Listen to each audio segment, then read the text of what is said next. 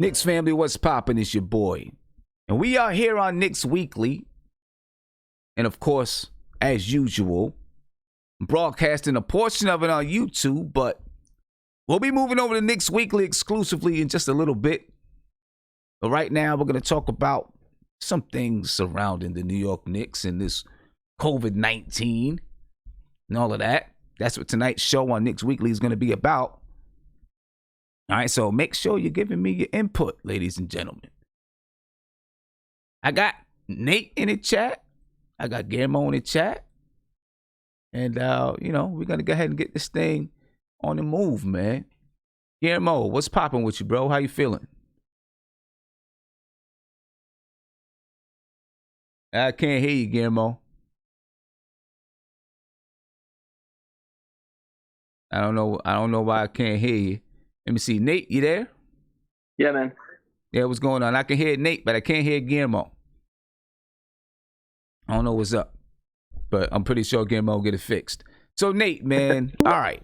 We were just talking about everything going on with there we go. I can hear you now, Guillermo. I can hear you now. We were just talking about everything going on with COVID-19. Mm-hmm. The NBA was going to open on May 1st. That's Friday. Well, they weren't going to open on May 1st, but they were going to open up the practice facilities, right? And teams that were still under lockdown due to the coronavirus, what they were going to do is for those players is they were going to find gyms in their whatever city they're quarantining in so that they'd be able to work out. Because right now, players are not able to. Some players are, right? Because they just have a certain amount of clout and they can get to a place and work out. Some players are not. Players like Ignas Brazdeikis, he's not able to. He's shooting around. I mean, he can shoot around in his driveway. He's shooting around in his driveway, doing things like that in his driveway. Right? But there's been some pushback. And now I think I was about to say David Stern, Adam Silver has pushed it back to May the 8th because of, so many things going on in cities. And, of course, it was going to impact the New York Knicks, right, because Governor Cuomo's not going to – he reiterated that he's not going to open up the city until at least May 15th. I don't know how this whole thing is going to work. I really don't. I don't know how this entire thing is going to work. Now, he was going to open it up, and it wasn't going to be for teams to come in and practice. It was going to be for guys to get, some one-on-one workouts in, and do some one-on-one training. So at least it was a start, but it didn't mean that the season was going to definitely open back up. I don't know what they should do. I personally, I think they should forego the season and get to the playoffs, right? And have one location where the playoffs are. The reason why I feel that way is because I just think if you try to have a 5 to 7 game season, and I know a 5 to 7 game season will warm you up, warm teams up for the playoffs and all that kind of stuff. It'll let them complete their regional contract, TV contracts, right? Satisfy the regional TV contracts and things like that. I get it. And that's important not just for the league and their revenue and their TV contracts, but it's important for everybody else who works in those arenas, gets paid, everyone, cameramen, there probably wouldn't be fans there, but the cameramen that are there and camera women that are there, reporters, all those kind of people that get paid off of this as well. I know it's important for them too, but I think you're taking a lot of chances. I think it would just be smarter to say the season is suspended. We're going to have the playoffs in Las Vegas or wherever they can play in one location and, make it a big whoop-de-doo as far as marketing is concerned and all that kind of stuff. and do it that way. I think that's going to be the best, because if you're talking about a 5 to 7 game season, you've got to, some cities will be opened up, some cities will not be opened up. Now every time somebody comes into the arena, they got to be tested, and I don't know. It's craziness, man. I think they should just forego the season and get right to the playoffs. I don't know. What's your thoughts, Nate? Yeah, I mean, it's a big issue right now with everything going on. You mentioned tested. I mean, honestly, I think that they're going to have to test every NBA player before they step on the court. And, in some areas, testing is very hard to get right now, or it's difficult depending on where you're located. So, I mean, if the NBA is willing to test all their players before they step on the court, then, I mean, yeah, you're going to have to start there. And then you're going to have to figure out where you're going to play them. I would imagine somewhere probably in the Midwest where there's not a lot of cases or very low amounts. Right. They had to go to but then Montana or something. Yeah, South Dakota, North Dakota, Nebraska, Kansas, somewhere in the Midwest. So then you talk about what kind of people are you going to allow people to come in? I probably think not. It's going to be interesting. I don't know, man. I mean, it's very hard. I mean, if they're gonna commit to testing all the players, then we can do it. We're just gonna do it without fans. I don't even think media or cameramen. Well, cameramen are gonna have to be there, but maybe cameramen would have to be there if they're gonna satisfy the TV contracts, right? But media probably won't be. So you're basically talking about just playing with the cameraman and the staff, and against the other team.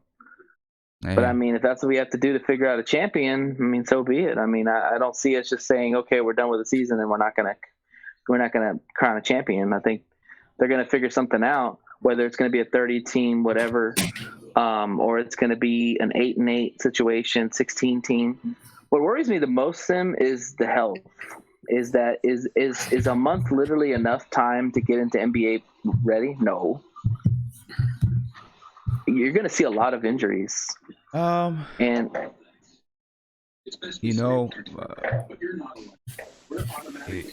I mean, you could be right. You would hope that players were, doing as much as they could to stay in shape. Even if it's just running in their backyard. You know what I mean? Yeah. They should still have. They've been off a month. Who knows? If they don't start back again until they've been off almost 2 months. It makes me wonder, these players that got new contracts, if they're going to put any kind of clause in there now, that if they get hurt with a major injury or something like that, I mean, do they have to pay some money back? It makes me wonder, because I guarantee you these owners that sign these big deals, these big players are a little concerned that you're going to put these players on the court after being a month away from playing in the NBA. The Players Association would be concerned. The Players Association would be concerned. Well, players and the owners, because they have to pay them too. Yeah. What do you think, Guillermo? You're still live, Nate. You're still live, Nate. I think it's going to be much more of a legal issue in regards to players' health. The NBA PA is going to probably get involved. Players are going to probably have to sign medical waivers and all that jazz. Yep. I just think right now it's a weird position. Also, think about this. When it comes to revenues, the reason why some teams might not be so hasty to say, hey, let's just get to the playoffs, because if you're a team that's in a losing position, you're not going to get in the playoffs. But say there's some type of revenue sharing that's going to go on, right? Because you're not playing at your home stadium or whatever, right? Those owners are going to want a piece of pie, because they're going to be losing out. If you say go straight to the playoffs and there's some type of revenue sharing amongst the playoff teams, you cut so many games out, and the losing teams, the teams that didn't get in the playoffs, their owners are going to be pissed that they weren't getting compensated, right? Like we just did this, hey, let's just cut it for the playoffs, and they probably feel that they should get a piece of pie of the league return. And so, it's a real mess right now. I mean, I don't think they're probably, if they're going to have a season, they're probably going to do it in a place of hotter weather. So Las Vegas, where they do have campuses and that stuff to play at, just because it's hypothesized that the virus doesn't do so well in hotter regions. Right now. Right. I mean, all in all, these guys, they just want the money. Let's be serious. They not to say they don't care about players' health, but if they can squeeze money out of these guys, they're going to try it. One thing I might put an end to that is obviously if someone passes away from the virus while playing. So that's why the waiver and stuff would be really important. But even if that happens, I think that, no sports league right now really wants to be the guinea pig for putting guys back in action. Like you've heard leagues like, I think Serie A in soccer, they've been talking about, they're going to restart it up. Premier League said they're going to have a meeting with the 20 teams to possibly restart it up. Everybody's kind of scared. Everybody's just kind of waiting to see who's going to do it first, to see if, all right, there's a illness or death, how do they handle it right now? Everybody's playing hot potato. So, it really needs to be seen. I'm not necessarily a fan of restarting the league right now. If I was a player, I would probably, kind of be pushing against it just because it's my health. Thank God it's not football, because in football, they really don't care about your health. But, basketball is a little bit different. But again, this is a serious issue where no one knows, right? And a vaccine usually takes 12 to 18 months to develop. You have people like Pfizer, Moderna. You have these companies saying, we're going to get a vaccine by the fall. But would you really want a hastily made vaccine, or would you want that with something that's probably developed after 12, 18 months, which is the usual time frame? So I don't know. Right now, it's a huge cluster F right now. And another thing too, Sim. I don't know if you follow world news too, but apparently, like the places in China that they had the virus originated from have been seeing relapses of cases. Yeah. I know, man. They've had, and it's been worse than what it was before. So, I mean, that's definitely something that people need to take in consideration if they're trying to open up anything, is that, like I said, we don't have a cure for this. And if other countries are seeing a spike in new cases, that's a really big red flag for me. And, it makes me wonder, like, what are they really trying to do, knowing that this has not been taken care of yet, Yeah. I don't know. It's definitely going to be crazy. Somebody on let me look it up real quick. Here we go. Andre Ricardo. He put a suggestion on the last video that that I put out talking about this, that the league should do a tournament, a single elimination 30-game tournament. How would you guys feel about that? It'll cheapen the product. I wouldn't do it because, anybody can win at any given day, right? It's if you have, say, the Knicks, like, and I mean, look, it's our team. It's, a team that we all support, but, it'll be cheap that the Knicks won a championship, whatever. I mean, it's just, it's just, one game playoff. It's kind of hokey. Let the guys who built their teams up the right way, play the game the right way, and they garnered those wins the right way. Let those guys play for that. If you want to do a one-game play for a one-game playoff thing for the teams that are in the playoffs, that's one thing. Even I still think that's kind of cheap. But one-game playoff for all the teams, that's whack. Now, I don't think that the NBA would do it. I wouldn't do it because, like you said, right? It's anyone can get knocked off at any time, so it wouldn't be right. But I wouldn't be opposed to seeing a 30-game a single elimination tournament as a precursor to the playoffs. As in, like, you qualify to do this 30 game? Just like instead of doing a 5 to 7 game season for each team, just get all the teams in one location. You do a big 30-game tournament, and then you let teams start preparing for the playoffs, and then you do the playoffs. Because to me, the 5 to 7 game season, if you want all the teams to play, I understand, but the 5 to 7 game season, you got to have teams traveling to all these other cities, right? You got to have, travel to this city, travel to that city, and you got all this whatever going on. If you say, okay, you know what? We're going to do a precursor to the playoffs. It's going to be a 30-team single elimination tournament as a way for teams to just get ready, get warmed up for the playoffs. And then after that, then you have the real playoffs. The only problem I see with that is, some teams would fly out to Las Vegas or wherever it is and get eliminated in one game. So, and it's like, okay, we did all this preparation and work for one game and eliminated in one game. So I don't even know if that would be a good idea. You know what I'm saying? I don't know. It's crazy. We'll see what they come up with. I'm sure they're working and looking to try to come up with some solutions to everything that's happening and going on, man. But it's gonna be crazy. It's definitely. Hey, what do you guys think about the Lakers? They suck.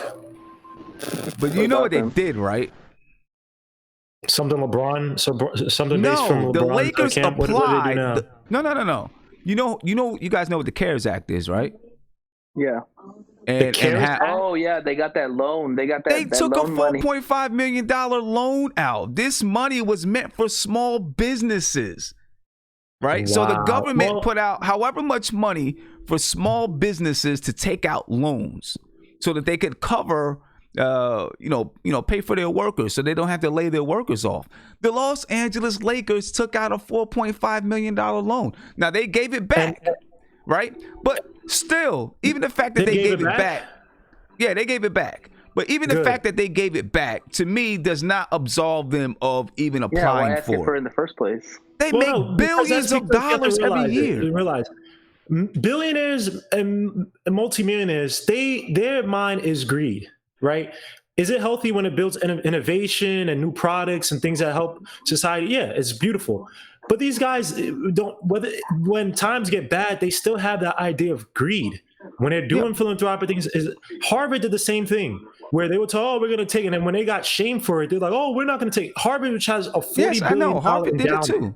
I know. Harvard did it too. A small business loan. Mind you, they already make it hard enough for people who aren't connected or whatever. I mean, if you're smart and you get in, that's fine. But I've seen a lot of smart people from my old high school who didn't get in because whatever, quotas, what do you want to call it? They didn't get in and they had the grades to get in. So these people, they'll knock a bit. When it's time for the small everyday man and woman who's running a business or needs that money so they can actually keep people who are most likely in the neighborhood employed, it's these rich, greedy you-know-whats who sit there and take the money. They should be ashamed of themselves. I feel like, and of course ESPN is not going to cover it because, ESPN is shills. But I feel like when you have these companies that pull that crap off, they should be embarrassed. And the news doesn't talk about it. No one else talks about it. But these guys, they're just, you're talking about billion-dollar owners. Yeah. I don't know how much they should be, man. They should have enough money to pay these people. And again, the funniest thing is when the first people to support and pay for the people, James Dolan. That's exactly what I was going to say. James Dolan. That's right? Exactly we can talk about, I hate the Knicks, blah, blah. But they're people that when it comes for them to eat, when it comes for them to take care of their children, take care of their family, at least they had an owner. I'm not saying James Dolan's good basketball-wise. He's terrible. But when it comes to the human side of things that are more important than basketball, at least James Dolan had his people's back. And no one's going to talk about it. When the Knicks start losing again or whatever. Oh, James Dolan. But when push came to shove and people had to eat, who took from the small man? Who gave back to the small man? I'm just saying, man. Exactly. Let's be honest. Let's be fair.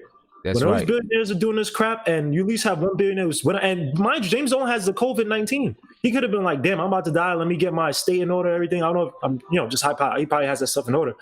But you know what I mean? And all these other owners out there, who is it? Like Joel Embiid had to get. Was it Joel Embiid or Ben Simmons? One or two had to give back. And it's like, wait, hold up, to give money to the workers. And I'm like, yo, bro, don't the owners have effing money? Shouldn't these guys be dipping into their freaking big pockets to pay the workers?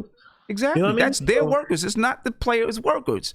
It is. Now, I can understand if a player, says, okay, I'm going to donate, like RJ Barrett, helped donate some money to the fund that James Dolan set up. But James Dolan put in his $2 million or whatever he put in, right? For that fund. But the Los Angeles Lakers, man, they make $4.4 billion, or they're worth $4.4 billion.